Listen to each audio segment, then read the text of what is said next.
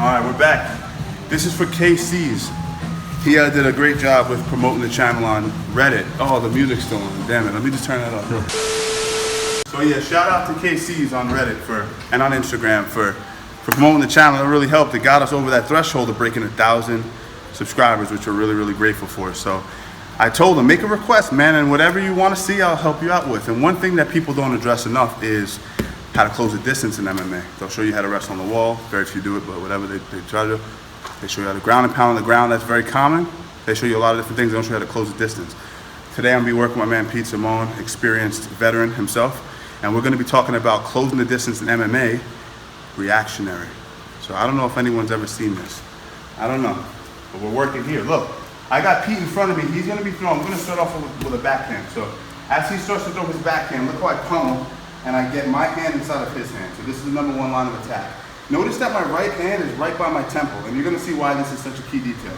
As I parry his hand, I take a deep stride, and I pummel my elbow underneath his. From here, even if he were to turn towards me with a hook, yeah, I have inside position. So even if we went to more of a neutral, so his head switches to the other side, I find myself in a body-to-body position where at least it's neutral.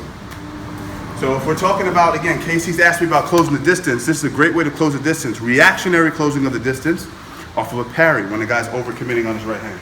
So as he commits, I get inside of his hand. Now, I can do a million things from here. In theory, I can boom, come in with a short elbow, then lower my level.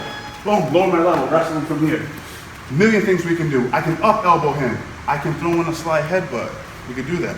We could do that. It's not legal, but I would suggest it.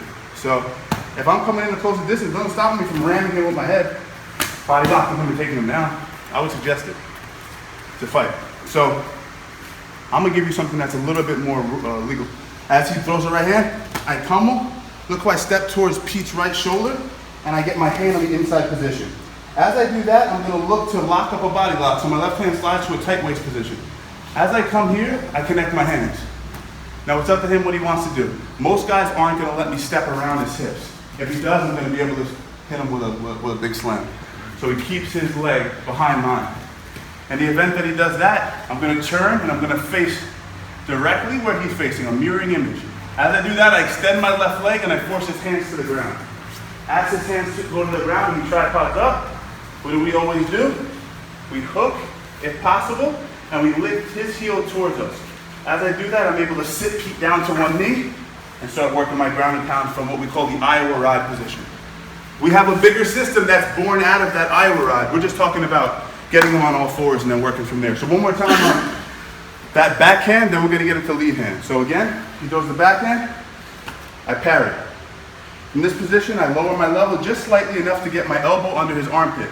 As I do that, I go inside tie if need be on the bicep, and I grab his rotator cuff, okay? From the rotator cuff position, I slide down to a tight waist. From a tight waist, I connect my hands.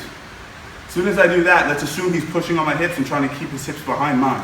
If that's the case, I create a mirror image where I look where he looks.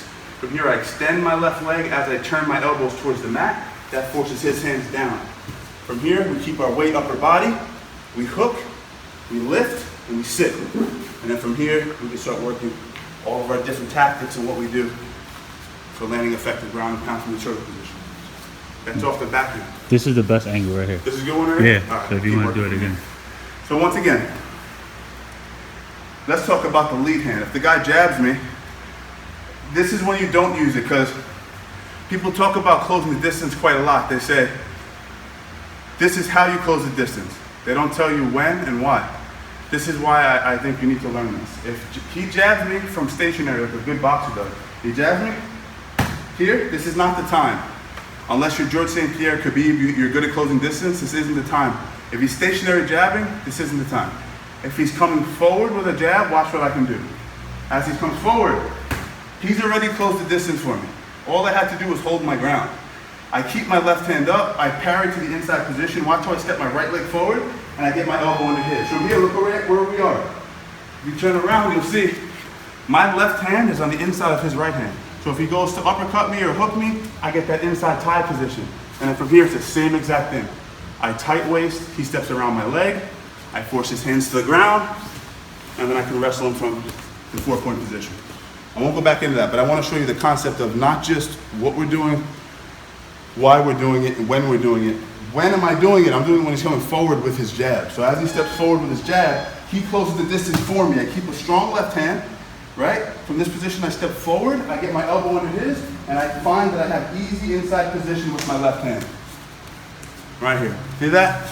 No matter what he does, I'm going to be able to monitor that inside space and stop damage. He can't knee me with his back leg. He can't hook me or uppercut me with his far side arm. And obviously this arm's out of the question. So we're protected on all fronts. Now, let's discuss a little bit further what might happen as you close the distance. So as he jabs me, I parry, I step. He might do a very good trick. As I step, he may retract his elbow so that I can't get under his armpit. So he retracts his arm back. So I'm not able to get under his armpit. Whenever that's the case, we have single leg options and we have tight waist options. We'll go with the tight waist first. So we can actually bypass the underhook and go straight to a tight waist. So as I swim, I can go straight through and look where I grab. Right around his waist. It's always going to be easier to get to his waist, keep your elbow tight, than it is to get to his rotator if he tightens his elbows. It's always going to be easier to get to tight waist. The issue is, it's easier to whizzer from where? A tight waist. Much easier, right? If he whizzers me here, he gets a lot of results. If he whizzers me here, no results. So I'm teaching you to go high with your underhook first, then go tight waist. But if you have to have the IQ, it's up to you if you have that IQ. If I know that he's tightening his elbow, I'm not going to keep fighting for it. I'm just going to go tight waist and claw my way to tight waist. Always easier. One last time. This time, what should I do? I feel him bring his elbow back. I go single leg. I wrestle to a single leg. Just as easy. One more time on that. Off the lead hand. We're stationary. We parry. We lower level. It brings elbow back. I get behind his and I start moving. From here, we're able to wrestle. It's all up to you how you want to finish. We can wrestle from there. Backhand, lead hand. Backhand, one last time on the backhand. Same thing. Boom. Notice that he's driving forward with the shoulder. He closes the distance for me. All I have to do is make a stride, inside position. I have knee taps from here. I can go single leg. I can go body lock. I can get his hands down to the mat. Great options from that position. Subscribe. Check out the link in the description and also check out the link that I'm going to put in the pinned comment where you can sign up to the Patreon and have exclusive stuff on there. If you like what I'm putting out, you can support it if you want to. Subscribe, like, leave a comment. Thank you guys. I appreciate it.